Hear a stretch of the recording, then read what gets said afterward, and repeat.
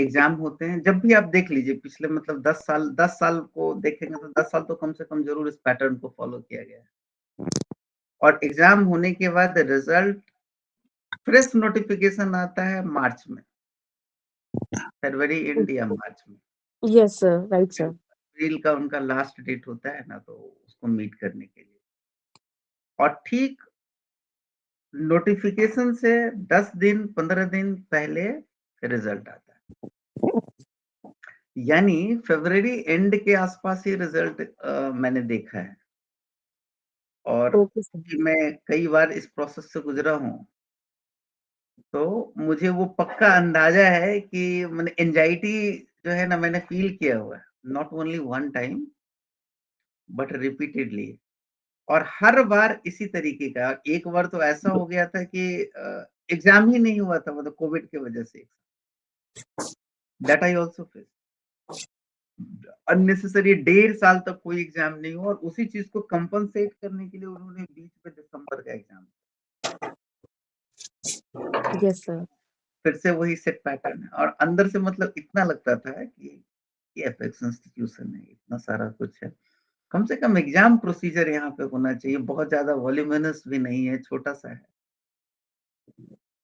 लेकिन हर एक चीज के अपने एक अलग प्रॉस एंड कॉन्स दोनों हैं, और मैं हम्बली रिक्वेस्ट आप सबसे करूंगा कि इसके पॉजिटिव पार्ट को लीजिए।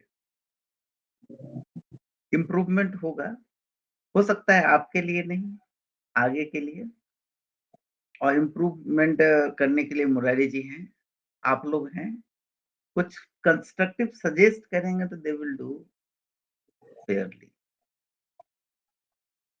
ये हिसाब किताब है।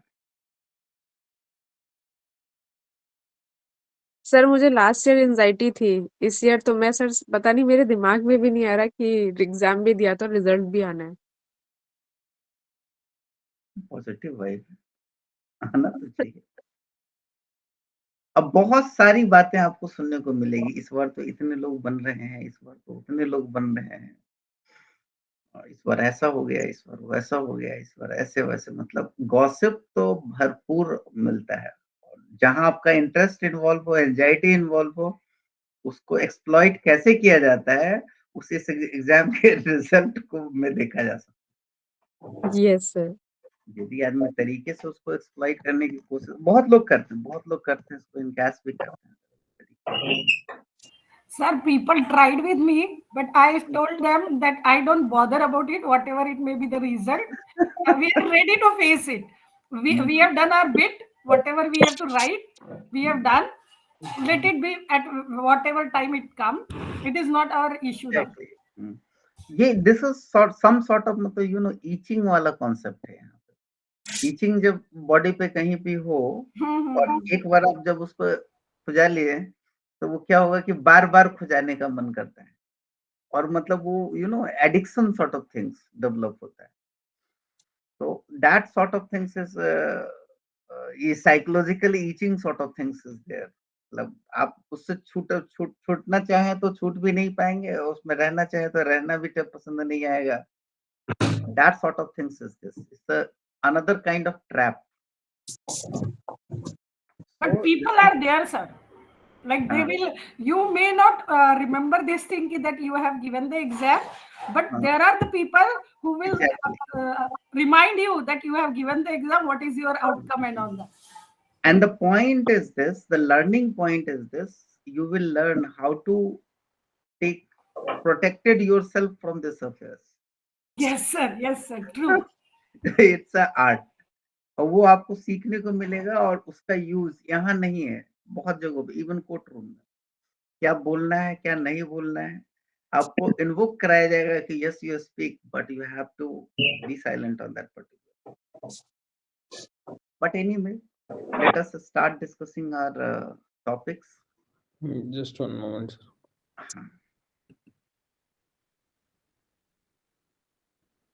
sir. So first of all, happy new year to all of you. Happy New Year, sir. We assembled today for the 10th session. Good morning, sir. Happy New Year, sir. Happy New Year, sir. Good morning. Good morning, sir. Happy Thank New Year. you. Same to you, everybody. Happy New Year, sir. सबको थोड़ा सा हम लोग recap करते हैं कि हम लोगों ने क्या सीखा last year. It will take around 5 minutes, not more than that. We learn the importance of reasoning, quality of reasonings, and where reasoning is available, that is in the decision. Decision of any organ of the state, either judiciary or executive or legislator or anywhere. If reasoning is available, and there are so many kind of reasoning what we analyzed. So one part was the reasoning. Another part was the jurisdiction, which is authority, lawful authority given to a particular body. Body may be individual, maybe a group of person. So authorized for, now this authority is given for certain objective, which empowered them with certain power, rights, duties, whatever it may be, for the purpose of the objective. So all the necessary things is given to them, and there is a check and balance. Check and balance means what? Whatever power is given to the court, there are two types of power. One is the mandatory power, another is discretionary power of the court. ये बड़ा important part है, क्योंकि जितने भी dissatisfaction among citizens and among lawyers हैं, most of them leading towards the discretionary power. अच्छा, ये उनका डिस्क्रिप्शन था इसलिए उन्होंने डिसमिस कर दिया, रीजन नहीं दिया, कोई अकाउंटेबिलिटी नहीं है. Anyway, we'll enter into them, or otherwise I want to say the jurisdiction is important. First was the reasoning and logical integrity. Second is the jurisdiction. Third is the skill to identify the differences.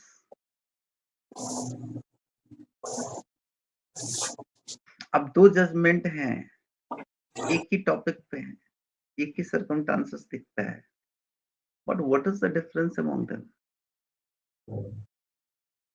Even though primarily यदि मैं कहूँ तो article 132, 133 and 134 तीनों की बात कर लें. All are the appellate jurisdiction. Article 132 की बात करें तो this is for the civil and criminal also. However, article 133 dedicatedly for the civil dispute, and article 134 of the constitution is dedicated for the criminal. So what is the differences between article 132 and article 133, and what is the differences between article 134 and 132? क्योंकि दोनों में civil and criminal कुछ तो difference होगा. The same thing is appearing repeatedly, meaning thereby you have to create certain sense कि there should be certain difference. यदि दो अलग अलग चीजें हैं, अभी देखिए एक स्टॉपल होता है, doctrine of estoppel, another doctrine of res judicator, that is again stopper, but दोनों के ऑब्जेक्टिव डिफरेंट, दोनों डिफरेंट कॉन्टेक्स्ट में यूज होते. So that difference must have certain basis, and that basis जैसे differences between आप ये देखेंगे doctrine of nature and या दूसरे शब्दों में ये कहें कि what is the difference between civil jurisprudence and criminal jurisprudence? Generally, it's a very general है. उससे थोड़ा specific हो जाए तो आप ये कहेंगे कि प्रोसीजरल पार्ट पे जाएं तो ट्रिपल आर जुरिडिक्शन है, जैसे review, revision and reference, appeal and trial, ये 5 फॉर्मेट ही रन करते हैं generally. This is again the 5 element. First trial, then appellate, then review, revision and reference. अब इसकी भी बात करें तो इसमें भी डिफरेंस को आपको कैप्चर करके पूरे आर्टिकल में क्या है वो अपने जगह पर. We need to exclusively capture or focused on the differences. यदि एक पर्टिकुलर आर्टिकल की बात होगी तो आप उसके इंग्रेडिएंट को एक्सप्लेन करेंगे, लेकिन जब कंपैरिजन की बात आएगी तो निश्चित रूप से आपको डिफरेंस कैप्चर करना पड़ेगा. For example, the most pertinent and common differences is asking into the exam is the difference between the article 226 and 32. Ajay ji, तो आपको वो डिफरेंस कैप्चर करना पड़ेगा और डिफरेंस को ही कैप्चर करना पड़ेगा. यही है वो संजीवनी बूटी हिमालय में, ये आपको कैप्चर करना पड़ेगा. ये 3 पार्ट बहुत इंपॉर्टेंट है और तीनों पार्ट को यदि मैं लिखूं या कहूं तो मैं ये कहूंगा कि first is the reasoning, the underlying part and it's quality. दूसरे शब्दों में यदि हम ये कहें तो हम सीधा एक वर्ड फ्रेज यदि डेडिकेट करना चाहें तो हम ये कह सकते हैं standard of reasoning.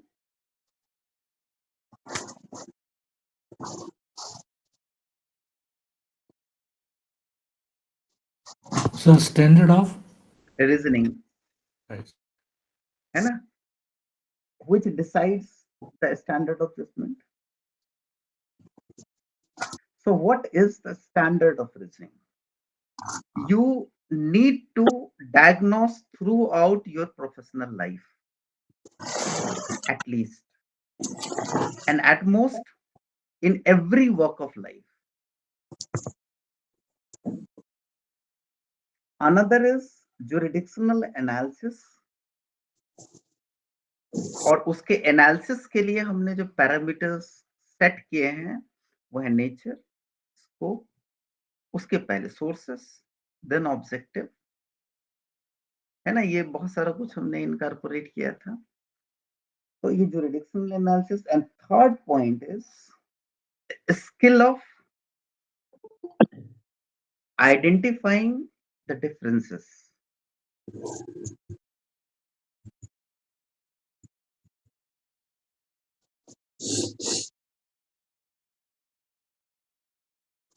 And fourth and most important part is skill of identifying the underlying principle.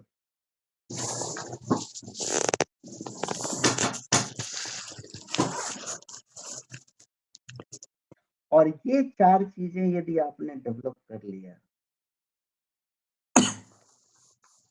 then done.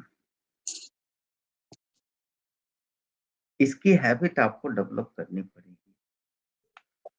The things would be properly and well organized in your life.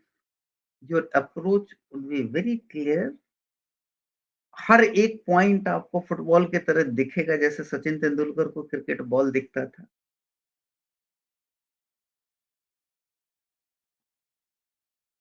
और इसके अलावा जैसे अंडरलाइंग प्रिंसिपल एंड डिफरेंसेस है ना, उसी में आप देखेंगे बहुत कुछ समझ आता है. सबसे पहले आप जरा चेक कर लीजिए, जैसे लास्ट डिस्कशन में हमने ये कहा था कि what is the difference between core and derived and applied. ये डिस्कस किया था. It's differences, what is the underlying things, यही सब चीज विजुअलाइज करने होते हैं, यही सारे चीज डायग्नोस करने होते हैं. इन सारे डायग्नोसिस में एक टूल्स हैं जो आपको काफी हेल्प करेगा कि किसका क्या डिफरेंस है और किसको कैसे समझा जाए, and that is called 5WH। हमने इसको भी कई बार डिस्कस किया। सो 5WH इज द वे और मैकेनिज्म जिसमें कंप्लीटली पता चल जाएगा। फॉर एग्जांपल जैसे doctrine of merger, what is this? The W, first W is what? When it was evolved. Another W, when. So इस तरीके के 5 W हैं और एक H है। How to apply on certain facts, कह सकते हैं ना। तो इन सारे किसी भी नए टॉपिक्स को इन 5 पॉइंट पे आप एनालाइज करें और आपको सेटिस्फैक्टरी आंसर यदि मिल जाए तो आप समझ लीजिए you are done. But above all, हर कोई अपने लाइफ में एक लीगल नोटिस तो जरूर इशू किया होगा जो यहाँ है, और लीगल नोटिस के ऊपर में एक वर्ड लिखते हैं, that is called the without prejudice.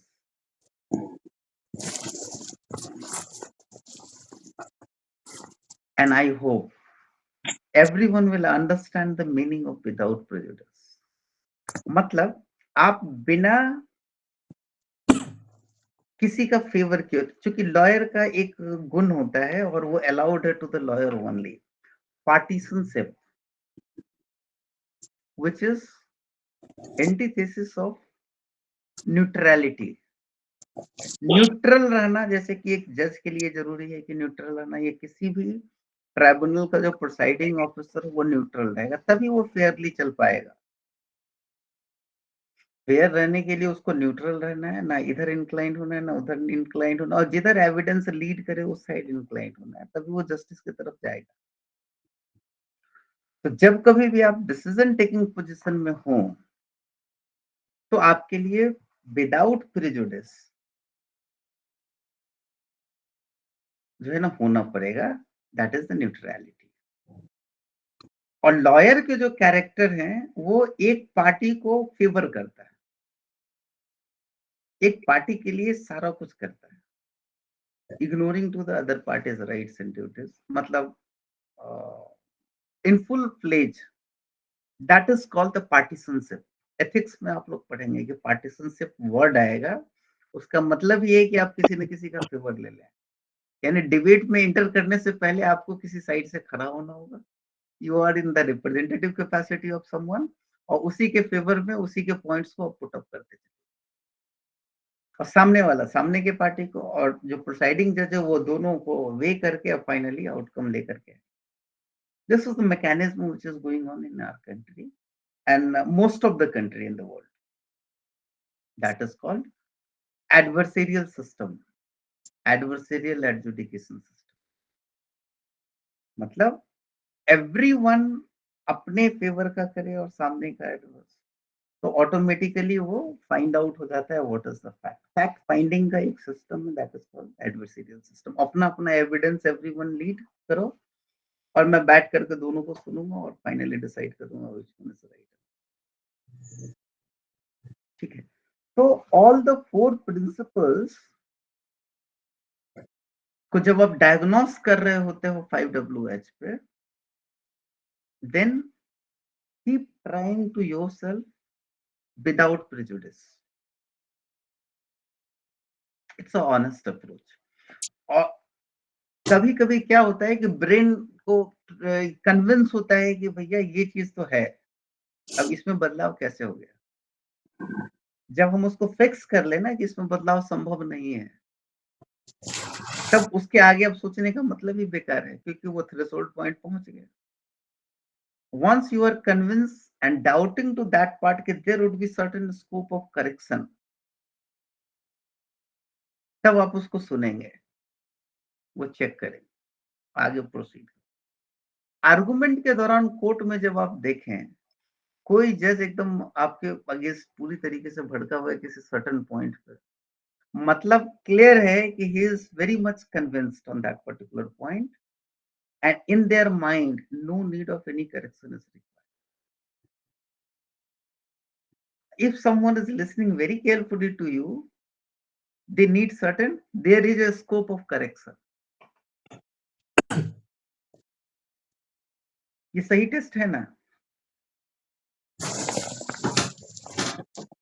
So on that particular point, मैं ये कहना चाहूंगा कि पूरे एडजुडिकेशन लाइफ में यदि मुझे 3 पॉइंट ऐड करनी है तो I am daring to something very different. 7 lamp of advocacy हर किसी ने पढ़ा है. उसमें यदि मैं 3 पॉइंट 4 पॉइंट जोड़ना चाहूं, 4 पॉइंट जोड़ना चाहूं और जो 11 की तरफ लीड करेगा, वो ये है analysis of standard of reasoning. ये स्किल होने चाहिए लॉयर में. दूसरा, वो supreme court lawyer, at least advocate on record में जरूरी है. एनालिसिस यानी ये skill of jurisdictional analysis, very expert point है. skill of identification of differences among two legal principles, if any. So analysis यही है.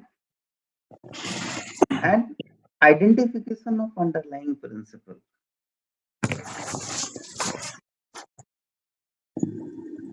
यदि मैं ऐड करूं जो उस 7 में नहीं है कहीं भी, it's a very peculiar unit. तो आप लोगों का क्या इस पर रिएक्शन होगा? मैं कुछ गलत एफर्ट कर रहा हूँ या फिर मैं जबरदस्ती कुछ डालने की कोशिश कर रहा हूँ? मुझे याद है एक इवेंट जो आप लोग पढ़ेंगे भी और हमने डिस्कस भी किया है ग्रुप में. बेसिक स्ट्रक्चर डॉक्ट्रिन, ये जो इवॉल्व हुआ, इसका ये इवॉल्व हुआ 1973 में और फर्स्ट फाउंडेशन पड़ा था इसका 62 में, जब एक जर्मन प्रोफेसर बीएचयू में लेक्चर दिया था और उसके उस पर्टिकुलर लिमिटेशन जो है ना कंट्रोल्ड गवर्नेंस का, उस पर्टिकुलर पार्ट को, बेसिक स्ट्रक्चर पार्ट को, उस लेक्चर को सुनाया गया था एक लॉयर बैंगलोर के थे, कर्नाटका के, जिनका नाम था नाम्बियार, और जिनके ये हैं, उनके सन अभी भी सुप्रीम कोर्ट में बहुत ही सीनियर मोस्ट लॉयर हैं, लेजेंड है. नारायण करके है, के वेणुगोपाल, सॉरी के वेणुगोपाल, नाम कैसे भूल जाता हूँ. उन्होंने ही उस कंटेंशन को पिकअप किया था और उस कंटेंशन को एडवांस होने में 60 से आकर के 73, 13-14 साल लगे थे और अल्टीमेटली इट वाज एस्टैब्लिश्ड. ये कहानी मैं इसलिए कह रहा हूँ कि मैं उसी तरीके का कुछ हिमाकत कर रहा हूँ. प्रवीण जी, मैं प्रवीण जी का रिमार्क 2 सेकंड के लिए लूंगा. अग्रवाल साहब. Yes sir. यदि मैं कहूं कि these are the factors for the lawyers is required, additional factors, what would be your opinion? I think it's very, very good. And basically it is pointing to critical thinking. Exactly. That the whole concept of critical thinking which is there, which one lawyer must actually look at. So मैं इसलिए इन सारे चीजों पे ये कह रहा हूँ, press दे रहा हूँ, और मतलब you know the lot of times we expended to understand all these things are creating our prerequisition for the purpose of this examination. If someone is equipped with all these 4 ingredients without prejudice, equipped with or even aware with, then this is very smooth to prepare for the exam and clear the exam. क्योंकि हर front पे इसको demonstrate करना पड़ेगा और these are the guiding part or to keep our mind open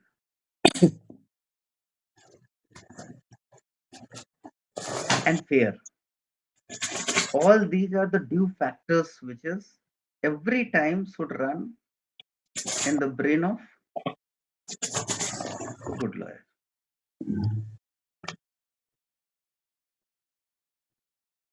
क्या ये statement सही है मेरा?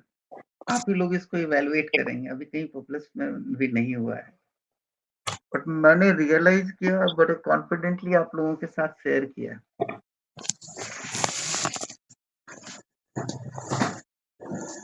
सो उसी लाइन को परस्यू करते हुए थोड़ा सा अब हम सब्जेक्ट टॉपिक पे एंटर करते हैं एंड अब इस विजन के साथ और इस इक्विपमेंट के साथ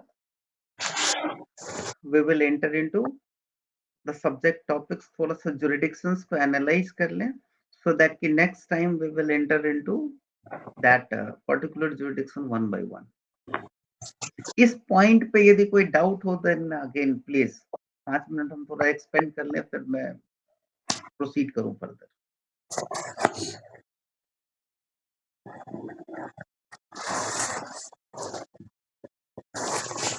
Because now we are going to applying all these things and you are free to ask the questions on the line of 5WH.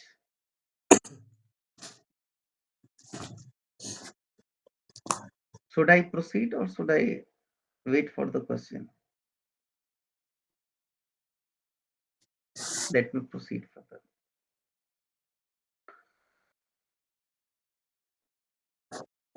हमने क्या किया, इस कॉन्स्टिट्यूशन को लिया। देखिए जरा, कॉन्स्टिट्यूशन के सर्टेन एक्सट्रैक्ट हैं, पिछली बार अजय जी ने ये डाला था एक्सट्रैक्ट ऑफ द कॉन्स्टिट्यूशन। इसमें हमने कुछ पर्टिकुलर कुछ एक्स्ट्रा नहीं किया, इसी को पिकअप किया है। I started from the preamble and the word written there is the objective. It's the jurisdiction, creation of the jurisdiction to constitute our constitution, empowered to the constituent assembly, and this is the outcome of that particular process. So there are objectives to secure, started from to secure all the citizens justice, liberty and equality, and the another part is to promote among all of them. And in that line, the constitution is being created. This is for the citizen-centric constitution. और ये जो objective वाला part है, underlyingly hidden है jurisdictional analysis, logical reasoning पे, underlying भी है और दोनों में differences भी है, सब कुछ आपको यहाँ पर वो दिखेगा, जो चारों ingredient हमने discuss किया ना अभी, वो सारा कुछ आपको यहाँ से ढूंढना है। जब आप ढूंढेंगे तो आपको बड़ा अच्छा लगेगा और जितना ही पिन पॉइंटेड होते जाएंगे और उस लेवल पे डिफरेंस क्रिएट करेंगे, उतना ही एक अलग डिफाइंड इवोल्यूशन ऑफ लॉ में कंट्रीब्यूशन आपका इंश्योर होता है। So even though the diagnosis analysis आप देख लीजिए कि what is the objective for the constitution. The objective for the constitution on two level, one is individual centric, to all its citizen, it's individual centric, different perspective से हम थोड़ा सा इसको examine करने का कोशिश कर रहे हैं। सो सबको इंश्योर करने की बात है, what, justice, liberty and equality. So we are as a lawyer stepped in all the three sectors, what the three dimensions, what is written there, the justice, which is a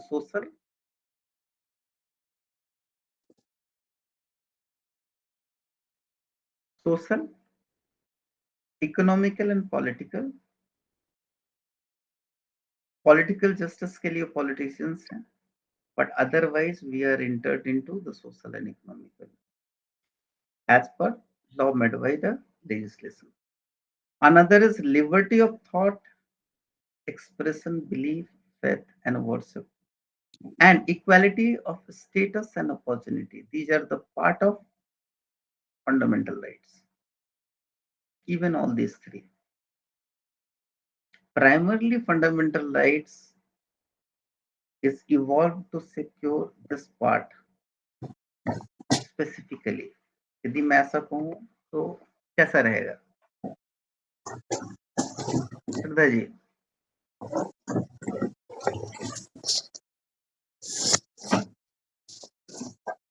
But sir anyway, सही रहेगा।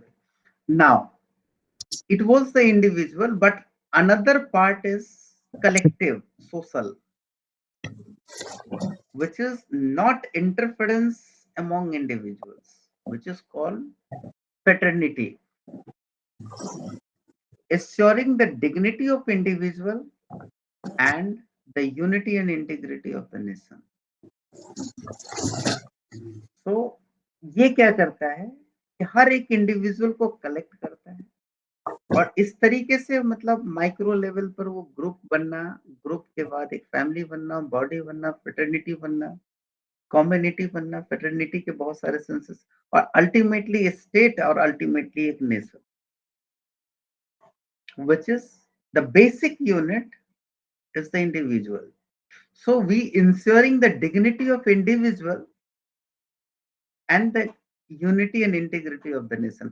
अब जरा imagine कीजिए कि इस fraternity वाले part के objective को यदि हटा दिया जाए, यानी डिग्निटी को इग्नोर किया जाए, तो कैसा माहौल होगा पूरे देश का, जरा सोच करके। एक फेयर वाइब, फेयर स्पिरिट सामने नहीं आएगा, एक दूसरे को डिस्टर्ब करने में लगे रहेंगे और उसी को शायद कहा जाएगा जंगल राज, जैसे जंगल में राज चलता है, without any regulation, no respect. मैं ये इसलिए कह रहा हूं कि we are demonstrating every day into the court if we have either we have satisfaction और डिससेटिस्फेक्शन, फिर भी हम इस चीज को अलाइन रखते हैं।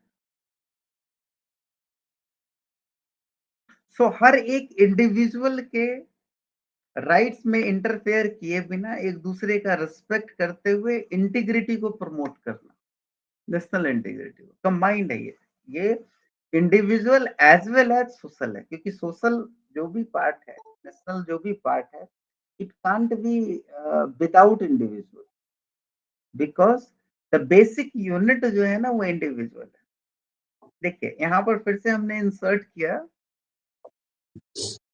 Standard of reasoning, logical integrity, jurisdictions और jurisdictional analysis, differences, underlying principles जो आगे इवॉल्व होगा। तो ये सारा कुछ हमने यहाँ पर डेमोन्स्ट्रेट किया। और why I am doing so, because अब आपको ये सोचने की जिम्मेवारी मैं देने जा रहा हूं। This is an art which can be evolved and must be evolved by way of practice. तो पहला वो था कि एक टेबल दिया था बनाने के लिए, मुरारी जी के लिए काम हमने और बढ़ा दिया। मुरारी जी, यस सर, यस सर। अब हमने सोचने का काम भी दे दिया। भैया आउटकम कुछ भी नहीं चाहिए, आप मुझे मत दिखाओ कि क्या आने वाला है, एक लाइन में, एक पॉइंट में इन सारे पैरामीटर्स पे आप जरा चेक कर लो और अपने ब्रेन में सेट कर लो, और उसके बाद कोई कॉपी की जरूरत नहीं है, कोई किताब की जरूरत नहीं है। वंस यू आर कन्विंस्ड, तो आप जहां रहेंगे सारा सिस्टम, पूरी कॉन्स्टिट्यूशन आपके साथ। एम आई राइट और wrong Murari ji? Very right sir. So this is the different thing what I am expecting from your side and what I am demonstrating. फिर मैं थोड़ा सा आगे आऊंगा फंडामेंटल राइट पे, वहां भी इसी सारी चीजों में डिफरेंसेस फाइंड आउट करूंगा, अंडरलाइंग प्रिंसिपल निकालूंगा और ये सारी बातें करूंगा। So now just I'm moving towards the another one. This is the fundamental rights. Now the obvious question is Article 12, which is in this part, that the difference is not other parts. Unless the context otherwise requires, the state includes. So the state is the definition which includes, for this part only, the government and Parliament of India, and the government and the legislature of each of the states, and all local, that's municipalities and all, and other authority within the territory of India or under the control of the government. So everything is very crystal clear, but the vague part is all authority, other authority. So other authorities को time to time interpret, quote करती रही है और उसके अंदर insert करती रही है. So differences इसके wing expand expand होते रहे by way of adding into certain things. So other authorities the important part, so that कि किसके against हम ले सकते हैं और कैसे ले सकते हैं. Another is the what is law and what is inconsistent law. So law के बारे में हमने डिस्कस भी किया है कई बार, मैं पूरा नहीं जाना चाह रहा हूँ अभी.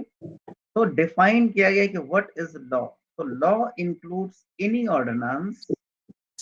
It is, I am reading 13(3)(a). In this article, unless the context otherwise required, law includes any ordinance. यहाँ एक चीज और देखिए, in this article, this definition is confined to this article. Unless the context otherwise required, it may be different meaning if specifically required. Law includes any ordinance, order, by law. Ordinance अलग part है. Ordinance वो part है without parliamentary procedure को follow किया हुआ presidential order के through law existence में लाना. Constitutionally provide manner में. दूसरा है ऑर्डर. तीसरा बायलॉज. बायलॉज का मतलब ये है कि statutes providing to make a law, और मतलब सर्टेन प्रोसीजर को फॉलो करने के बाद लॉ बनाया जाए. फॉर एग्जांपल जितने भी स्टैट्यूट्स हैं, this is the bylaws of the legislature. But company act के तहत बहुत सारे लॉ मेमोरेंडम कंपनी के लिए बनाने का राइट दिया गया है इंडिविजुअल्स को. तो वो भी एक अलग पार्ट है.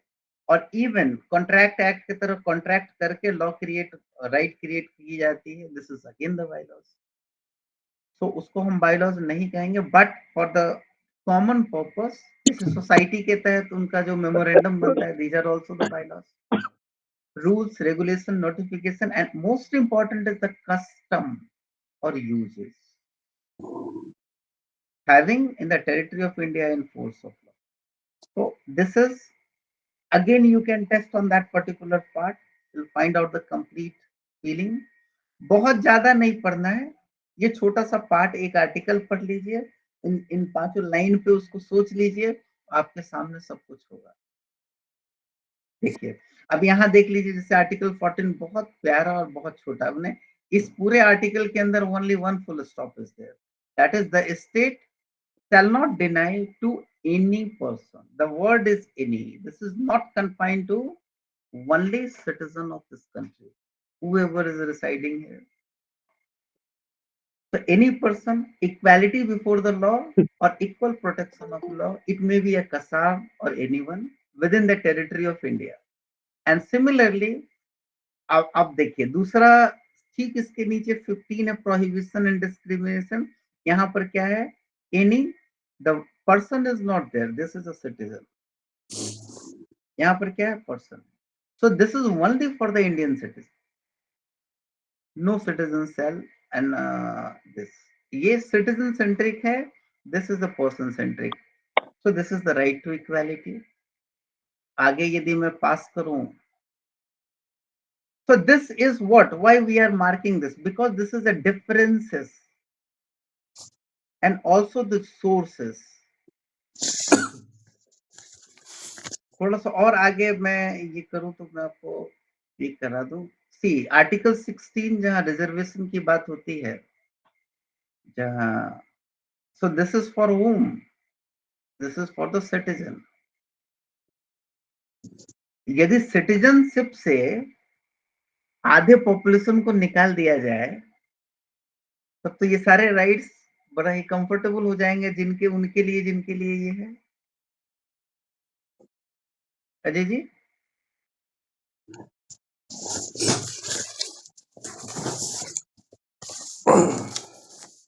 प्रवीण जी,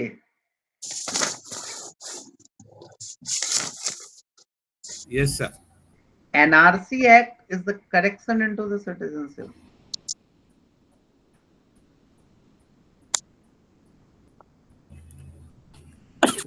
सिटीजनशिप एक्ट अंडर चैलेंज है ना, जिसमें रोहिंग्या और बहुत सारे बातें चल रही है, अभी बहुत सारा डिस्प्यूट सुप्रीम कोर्ट में भी पेंडिंग है, because of the correction into the citizenship norms.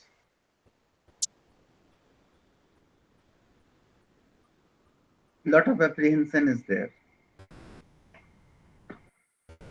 So again, all the 5 factors is there. मैं थोड़ा सा और यहाँ पे जाऊंगा, बहुत ज्यादा। This is a right to freedom. So freedom to speech and expression, this is confined to protected for all citizens. Now थोड़ा सा और मैं पास करूं नीचे, आप ये बतला सकते हैं थोड़ा, मैं आप ही के प्रोफेशन की बात ये करूं, इसके अंदर ही आप 19(1) देखें, जी की बात करें। टू प्रैक्टिस एनी प्रोफेशन और to carry on occupation, trade और बिजनेस, मैं सिर्फ एनी प्रोफेशन की बात कर रहा हूं, this is for the citizen. अब एक फॉरेनर आकर के आपका प्रोफेशन प्रैक्टिस करना चाहता है आपके कंट्री में, does this allowed?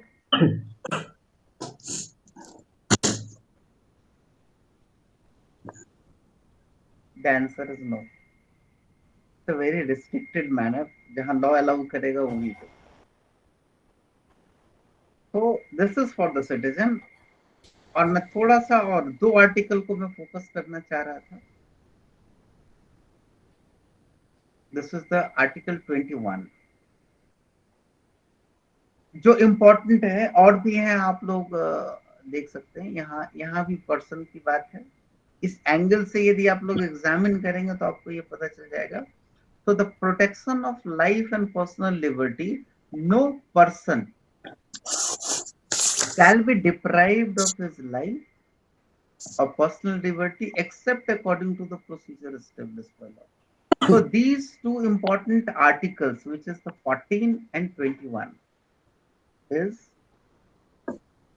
very broad sense and meaning, and these rights is called also the basic human rights, especially article 21। ये सारे वो हैं जो हर इंसान के बेसिक राइट्स हैं, इसके बगैर इंसान को इंसान नहीं कहा जा सकता।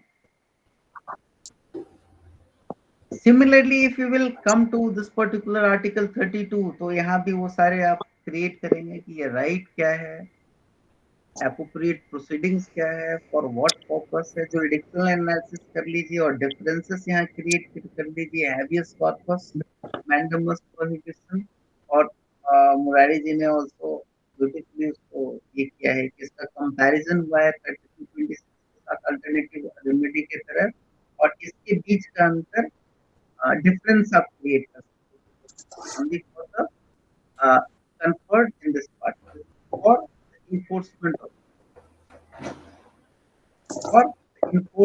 of any of the rights conferred on this part. However, 226 में वो rights including other rights हो जाता है। it is expended, and so forth. मैं सिर्फ और सिर्फ एक ही चीज पॉइंट आउट करना चाह रहा हूँ कि जब आप डिफरेंस क्रिएट करते हैं तो डिफरेंस ऑन व्हाट बेसिस पे डिफरेंस क्रिएट, डिफरेंस क्रिएट करने के लिए भी कोई बेसिस होना चाहिए ना। हवा में लटकता हुआ ऐसे ही कुछ नहीं बोल सकते ना।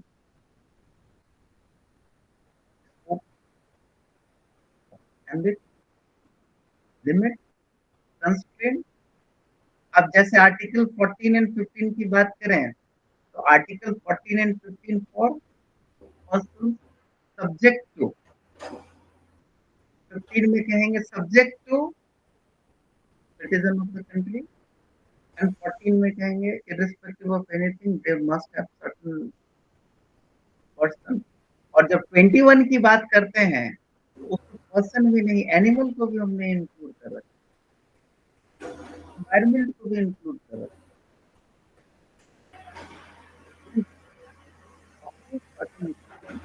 तो किस एक्सटेंट तक, ये सवाल आपके दिमाग में, और वो एक्सटेंट को आप एग्जामिन करेंगे बाई टू एडजस्टमेंट।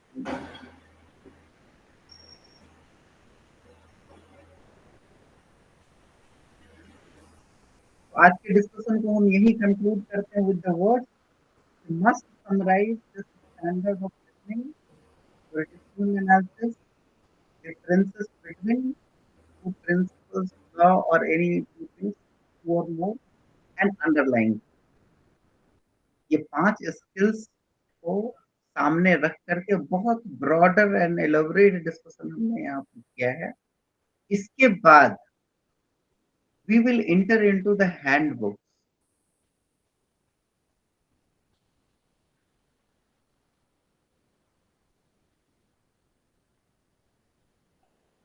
हाँ, ये भी मैं ये कह रहा था कि एपलेट जुरिडिक्शन की बात हमने कई बार कही। हाँ, रिपीटेटिवली हमने कहा है और एपलेट जुरिडिक्शन में क्या है, the original jurisdiction and this is appellate jurisdiction।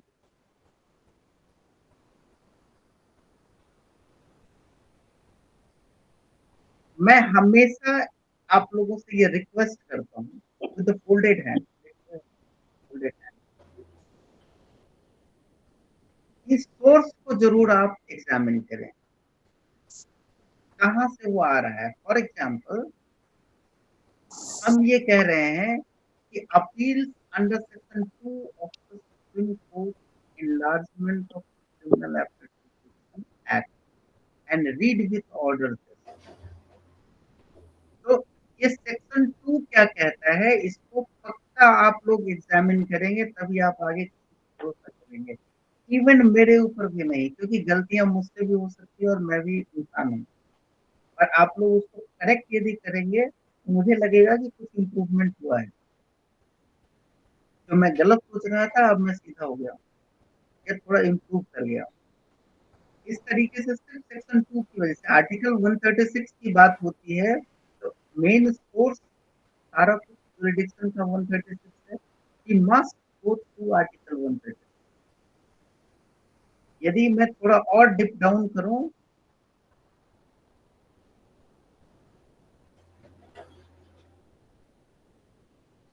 तो ये particular section petition under section 3 of rule to regulate proceeding of contempt of court, तो इस सेक्शन को आप देखेंगे, रीड विद दिस। मेरा कंसर्न सीधा है आइदर सिविल, क्रिमिनल और एडवाइस। इस किसी भी जुरिडिक्शन की बात आप करें, सिविल अपील की बात, सिविल अपील में जब 132 की बात करें, 133 की बात करें, we must have to analyze the content of all these words। Even if we are going into the civil appeal under section 35 of the Central Excise and Salt Act, और उससे भी important part है, there is a civil appeal under section 116A of the Representation of People Act। अब जरा imagine कीजिए कि यदि हम पहले से यहाँ गए होते और लास्ट टाइम इस पे क्वेश्चन था ड्राफ्टिंग में, और बहुत लोग कंफ्यूज थे कि यहाँ पर अपील होगा या एसएलपी। और हमने डिफरेंसेस क्रिएट किया होता है in our mind for that particular part, exam में वो एक्सरसाइज में कंफ्यूजन होता है।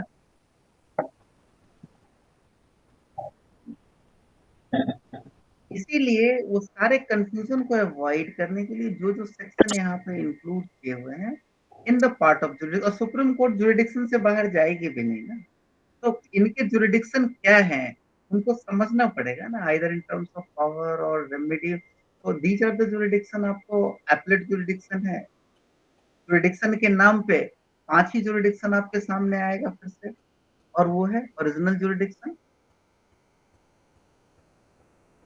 दूसरा आएगा एपलेट जुरिडिक्शन, तीसरा रेफरेंस, रिव्यू चौथा, और रिवीजन पांचवा। कुछ सर्टेन जुरिडिक्शन क्रिएट है, इनहेरेंट जुरिडिक्शन, उसके अंदर आपका ये आएगा curative petition and what left. तो इन सारे नेचर्स को ऑन दैट लाइन एग्जामिन करना है, पेन डाउन करना है, समझना है, और फिर वन बाय वन प्रोसीड करना है। Next time I will enter into the appellate jurisdiction, और मैं अभी क्लियर कर देता हूँ, उसको डाइवर्ट नहीं करूंगा मैं। अगली मीटिंग में we will discuss only and only, analyse only and only this appellate jurisdiction of the supreme court, only appellate jurisdiction हम एनालाइज करेंगे, और on the line of all these parameters जो हमने क्रिएट किया है।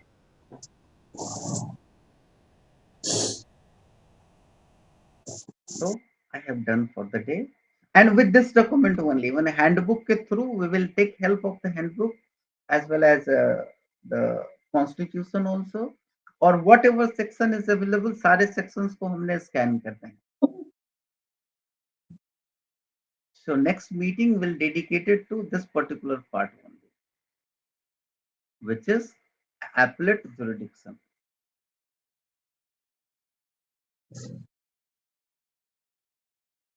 So I had done for the day.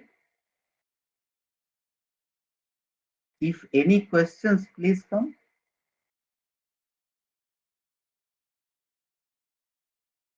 आप लोग unmute कर लीजिए।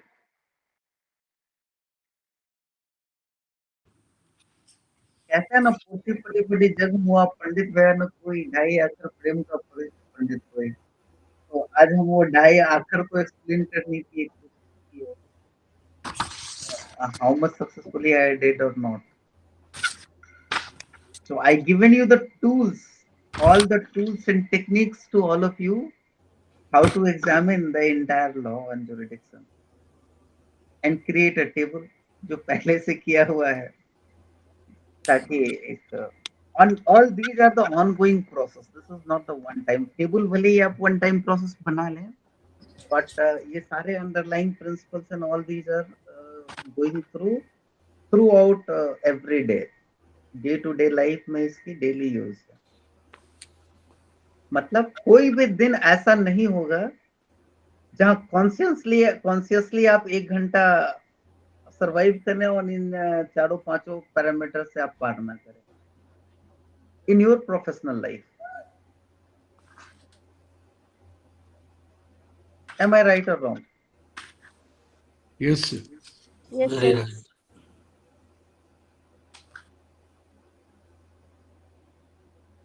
प्लीज बताइए, मैंने अभी अपना कंक्लूड कर दिया है आज का डिस्कशन। इससे रिगार्डिंग कोई क्वेश्चन हो तो प्लीज। अजय जी, आपका रिमार्क।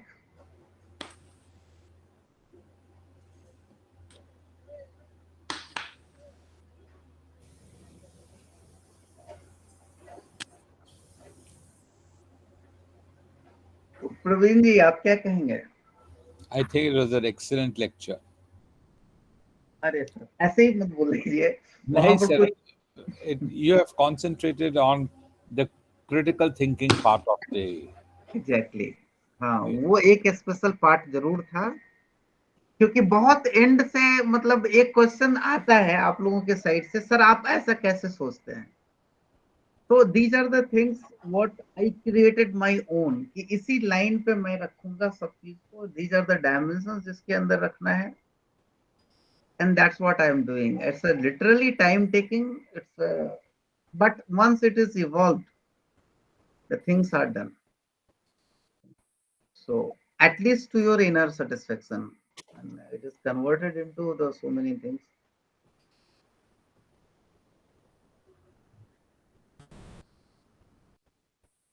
ऐसा लगता है बहुत लोगों को पसंद नहीं है। श्रद्धा जी कैसा रहा? सर बहुत अच्छा। नहीं, आप मुझे थोड़ा सा डाउट होता है। You are just an blind follower. Be critical. Blind follower का मतलब मेरा यहाँ कंसर्न ये है कि आप पीछे हैं खरी। मैं चाहता हूं कि आप सामने आए और कुछ क्रिटिक लाए, कुछ गलतियां ढूंढे। हम लोग आपस में गलतियां ढूंढते हैं, फिर आगे बढ़ते हैं परफेक्ट होकर के, थोड़ा और सद करके। My concept is on that line. अच्छा श्रद्धा जी, ये बताइए कि इससे कैसे हेल्प मिलेगा, थोड़ा सा ये डिस्कस कर लेते हैं। सर अगर हमने जब लीगल नोटिस का सर जब पॉइंट हमने डिस्कस किया था, तो उसका इंग्रेडिएंट सर एक्चुअली मैं कनेक्ट करती हुई जा रही थी, तो जहां करेक्शन की जरूरत थी तो वहां हमको करेक्शन मिलता हुआ जा रहा था। तो सर जो हम प्रैक्टिकलिटी के अकॉर्डिंग पढ़ा रहे हैं ना, तो वो प्रैक्टिकल्स में भी बहुत यूज हो रहा है। नहीं श्रद्धा जी, मैं आपको एक रिक्वेस्ट करना चाहता हूँ। मेरा सेंस बहुत स्पेसिफिक था जी। फिर मैं आपको स्पेसिफिकली बता रहा हूँ। Now read your answer sheet which you taken out in the first examination. Sorry, मैंने एग्जाम जो which you shown me. Done sir, I will do that sir. और अब आपको महसूस होगा कि उसमें क्या क्या मिस्टेक्स थे। Yes sir. क्योंकि अब जो वर्ड होंगे ना, और वो जो डिफरेंसेस होंगे और जो रिडिक्शनल पार्ट होंगे, वो सब आपको साफ साफ दिखेगा। Yes sir. तो उस कंटेक्स्ट में मैं जानना चाह रहा था। बट ठीक है, यहाँ कॉन्सेप्ट ये है, मैं जरा आपकी ये बातें आपके ड्यू परमिशन से ग्रुप के साथ कुछ शेयर करना चाह रहा हूँ without going into the content of that sheet. एक इश्यूज मुझे हमेशा सामने आता है, मतलब पिछले 2-3 सालों से लोगों का ये क्वेरीज मेरे सामने आता है। वो ये है कि सर मैंने एग्जाम तो दिया, ये मेरे आंसर शीट है, मुझे नहीं लगता कि इसमें कोई गलती है। गलती कहाँ है? मुझे तो समझ नहीं आता कि नंबर कहाँ कट गया। Shraddha ji, am I right or wrong? Yes sir.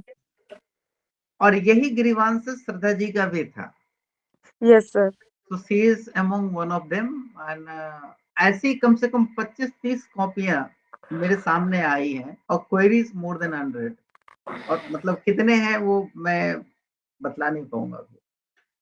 लेकिन जब हमने इनके साथ बैठ करके कॉपी को एनालाइज किया, देन सी रियलाइज कि yes it is the problem.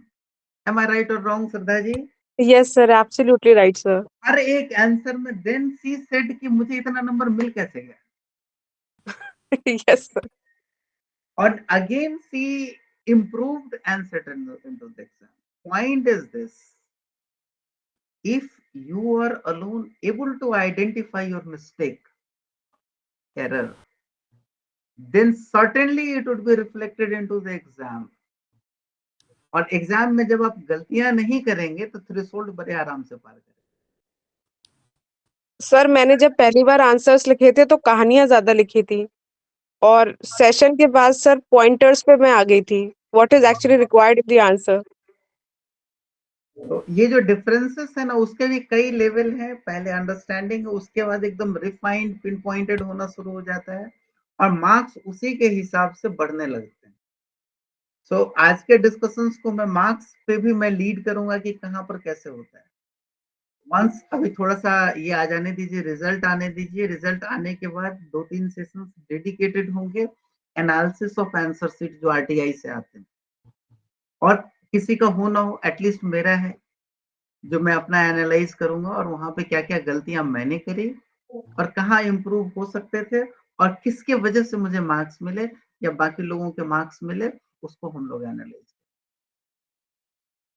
But this exercise would happen after the result will come, so that कि वो एक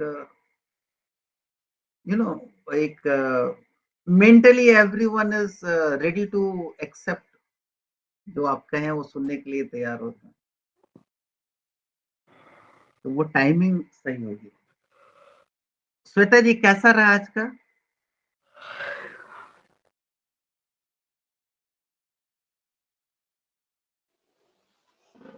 यस सर।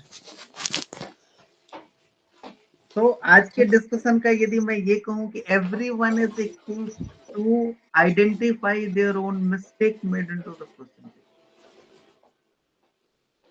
क्योंकि ये जो लॉजिकल अंडरलाइंग प्रिंसिपल प्रिपरेशन, इसका आज लास्ट सेशन है। आज के बाद मैं इन सारे डोमेन में एंटर नहीं करूंगा डायरेक्टली, इनडायरेक्टली मैं सर्टेनली एंटर करूंगा, लेकिन अब सामने होगा सिर्फ और सिर्फ सिलेबस और एग्जाम के क्वेश्चन पेपर।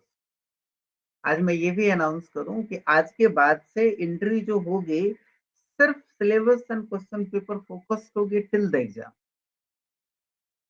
और लीडिंग केसेस होंगे, क्योंकि लीडिंग केसेस भी हमारे हैं, उन सबको भी डिस्कस करना है थोड़ा बहुत, और टाइम बहुत कम है। तो आज हमने सिर्फ और सिर्फ जो लास्ट जितने भी पिछले साल तक हमने डिस्कशन किया था, उसको हमने एक छोटे से जगहों पे रिफ्रेश किया है, और उसको कैसे यूज करना है उसके ऊपर सोचा है, उसके क्या क्या इम्पैक्ट होंगे वो हमने एनालाइज करने की कोशिश की है। So it was the effort, and it is the objective basically to reiterate all these things. Ajay ji, please, need your valuable remark.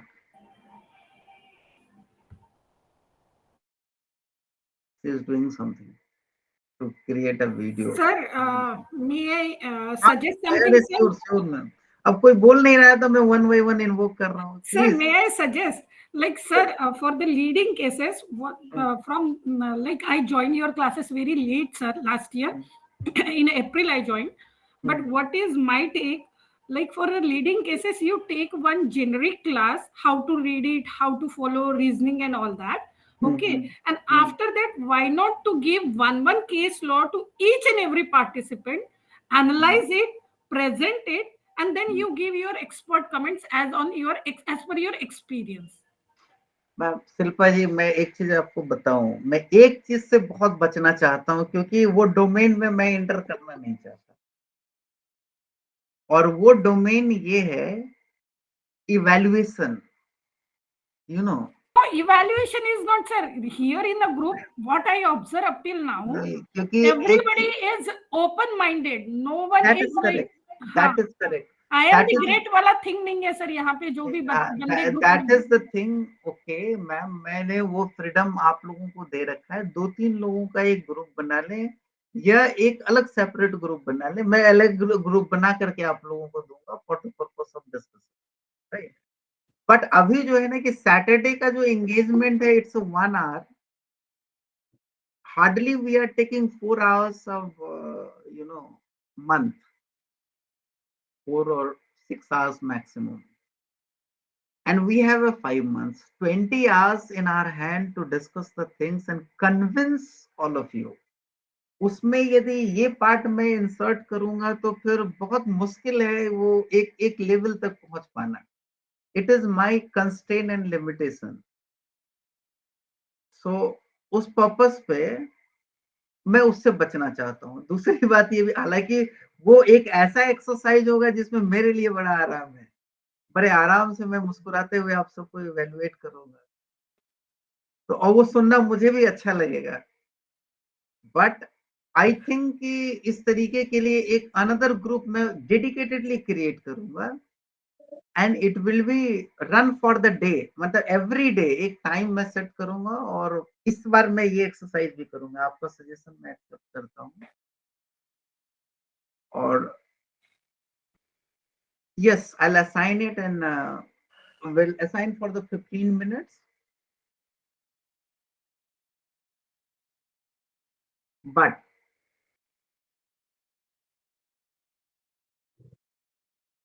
let us see कि कैसे हम उसको डेवलप कर सकते हैं. We'll develop it. Yes, sir. Yes, sir. That is important, sir. Actually, as Madam has rightly said, that we are all open-minded individuals. Actually, Correct. and But certainly, I'll create a different group for that purpose, and whoever is the applicant or जो Trusted to do it. हाँ, जो regular है, मतलब कि ऐसा नहीं है कि बहुत सारे बने पड़े हुए हैं, जरूरत नहीं है.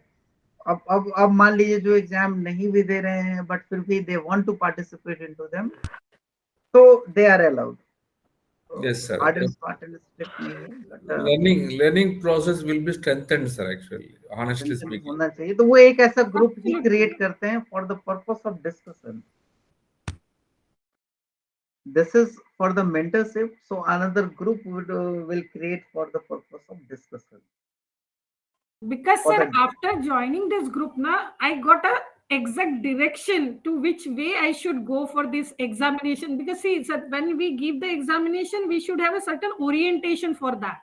And that I got from this group only. Otherwise, I read everything, but directionless. हाँ, it happening, मतलब मतलब ऐसा है ना कि इसके रास्ते ही नहीं अवेलेबल हैं अभी. वट एवर मतलब जब ये बहुत इंपॉर्टेंट पार्ट है, आप जरा एग्जामिन कर लीजिए. इसी देश में मेडिकल के एग्जाम होते हैं, इंजीनियरिंग के एग्जाम होते हैं. आप देखिए कि कितने कंपटीशन है, कितनी कोचिंग इंस्टीट्यूट है और कितने उसमें बुक्स हैं. सीरीज ऑफ बुक्स हैं for the purpose of 10th and 12th. और हमारे यहाँ ये ऐसा यूनिक एंड पिकुलियर एग्जाम है कि एक कंपाइलेशन ढंग का नहीं है. जो कुछ भी है वो काफी स्टैंडर्ड है, and this is the beauty. ना ही स्टैंडर्ड फिक्स सिलेबस भी है, स्टैंडर्ड है, फिक्स सिलेबस नहीं है, और वो भी काफी ब्रॉड सेंस में. तो ये भी एक ब्यूटी है. Be prepare the whole, be ready for everything, है ना. तो मैंने कहा ना, हर एक चीज के प्रोस एंड कॉन्स है, तो वो भी एक बेस्ट, मतलब इसको एक लेवल हाई पे ले जाता है. और यदि सब कुछ स्ट्रक्चर्ड करके दे दिया जाए, तब तो फिर ये 10th एंड 12th के एग्जाम में नहीं कन्वर्ट हो जाएगा. Yes, sir. वो नहीं होना चाहिए.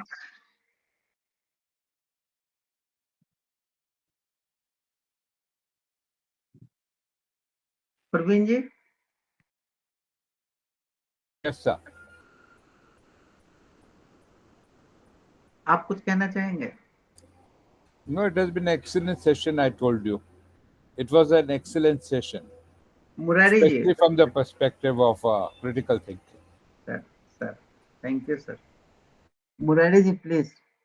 Sir, कैसा that रहा? will very interesting and something which we normally have in mind, but we are not able to express. Now we have made the paths clear for us. This analytical reasoning.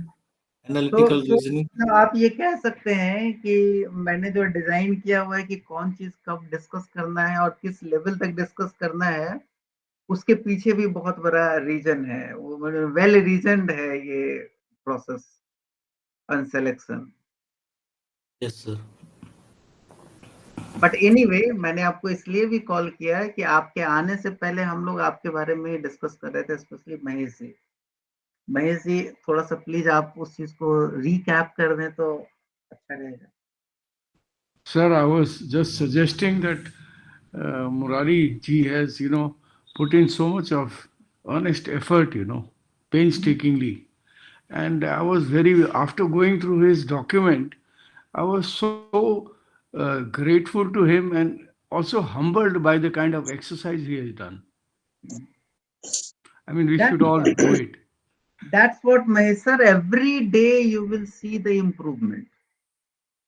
Even Murari ji भी उसको realize करेंगे. So they are take off on the line. Not I can say ready to take off, they are take off. और सिर्फ मुरारी जी नहीं, बहुत सारे लोग जो है वो तैयार करके भेजना शुरू कर दिया है, and I'm very happy to see that. Even Sampa ji ने भी कुछ भेजा है ना संपा जी? जी तो सर। मैडम जी सर ने हिंदू मैडम जी ने भी देखिए इस हालत में भी भेजा हाँ, है। इंदु मैम ने भी भेजा है और बहुत सारे लोगों ने, मैं नाम अभी नहीं कर पाऊंगा क्योंकि मैंने देखा नहीं है अभी। सर मेरा एक क्वेरी है सर। सर हाँ, inherent jurisdiction and plenary jurisdiction का डिफरेंस क्या है सर? वो कल हम ना करेंगे, वो क्यूरिटी हम लोग पिटिशन कल पढ़ाई किया तो उसके बाद मैं समझा नहीं ठीक से सर। अभी ऐसा है ना कि हम लोग डायरेक्टली एक प्री रिक्विजिट पार्ट पे डिस्कस कर रहे हैं। वी विल ठीक है। Again inter into the examination mode what I announce today. So examination के लिए जो जो टर्मिनोलॉजी रिक्वायर्ड है उन सबको वन बाय वन एड्रेस करते हैं और फिर जी उसके बाद उसके सिलेबस के साथ चेक करते हैं।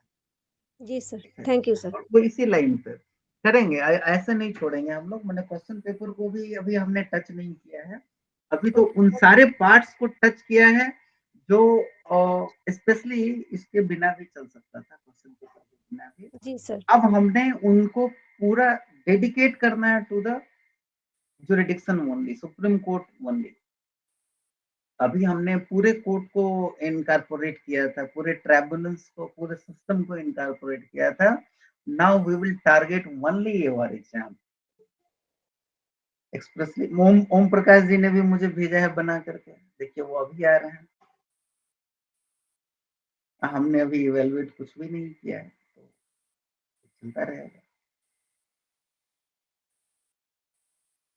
सो let me conclude for the day. Thank you thank you sir. Very thank much you sir, so much thank sir. You very much sir, many Om many Prakash ji, आपको मैं एक लाइन ये बोल दूं, आपने जो भेजा है I am very thankful to have that document, जो टेबल आपने पॉपुलेट किया है। और यही चीज मैं चाहता था, यही चीज मैं चाहता था, मैंने देखा नहीं है because certain difficulties what I have. So will certainly see and will discuss it, क्योंकि नेक्स्ट टाइम से फिर हम लोग सीधा योर एग्जाम पे सेंटर करेंगे। और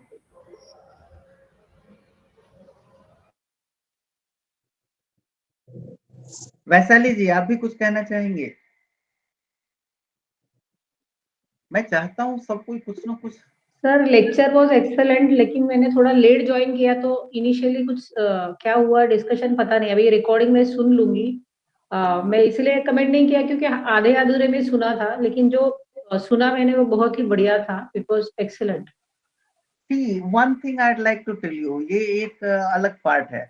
Someone by any reason, someone join late, suppose कुछ छूट गया, उसका जो पहला इम्पैक्ट है ना, वो अपने मन पे पड़ता है और थोड़ा सा आदमी बैकफुट पे रहता है। वैशाली जी, हाँ वही हुआ, क्योंकि नहीं, बीच में से ऐसा नहीं ज्वाइन होना, किया ना, बीच में ऐसा से नहीं ज्वाइन होना किया चाहिए। तो कुछ कमेंट नहीं कर पाई मैं कि क्या हुआ, तो पहले पता नहीं था। कनेक्शन को आप मत लीजिए, जो आपके सामने है ना वो तो आप करते रहिएगा। मतलब कहने का मतलब ये है, जो साइकोलॉजिकली जो सेकेंड लाइन सिटीजन अपने आप को हम लोग ट्रीट करते हैं, उसको नहीं करना चाहिए। सही बात है, इससे सही बात है। इससे थोड़ा सा आप आगे आइए, लीड लीजिए। और ये चीज जो है ना, वो ब्रेन में ऑब्वियस पार्ट है, हमने यही चीज सीखा है, देखा है। वी शुड इग्नोर इट, या ये यस कहें सर, कि मुझे इससे बाहर निकलना चाहिए। ये सर वही था। मैं थोड़ा सा पता नहीं तो क्या बात करेंगे, हाँ, इसके लिए तो कुछ बात जितना नहीं कर ही पाए। डिस्कशन में एंटर किया ना, उसी डिबेट में से अपने लिए एक अच्छा खासा अपना ओपिनियन बिल्डअप कीजिए, बहुत मजा यस आएगा। Sir, yes sir, yes sir, definitely. And this is thank not only for you, for everyone, for everyone. और thank you sir, thank you for encouraging. हाँ, nothing else, everything is the mindset. आपने mind make up कर लिया तो court में perform कर लिया, नहीं मैं माइंड मेकअप किया तो बहुत डर डर के रह रहे हैं, एडजॉर्नमेंट ले रहे हैं। हाँ, वही हुआ। आज वही हुआ। ये mentally you need to prepare yourself, मतलब your mental control must be in your hand, situation के हाथ में नहीं होना चाहिए, यस सर, है ना। यस सर, आप छीन यस। लीजिए, उनसे छीन लीजिए, वो अपॉर्चुनिटी छीन लीजिए, बहुत मजा आएगा, बहुत यस मजा सर। आएगा, literally I am telling you. Okay, ऐसे थैंक एनकरेजमेंट बहुत जरूरी है सर। वो कभी कभी हो जाता है, पीछे पड़ जाते हैं और डर लगता है कि नहीं अभी गलत बात यू। करेंगे तो क्या। ऐसा ऑब्वियस पार्ट है कि पूरी जिंदगी आदमी इसी में जिया है, so this habit is grown in entire life।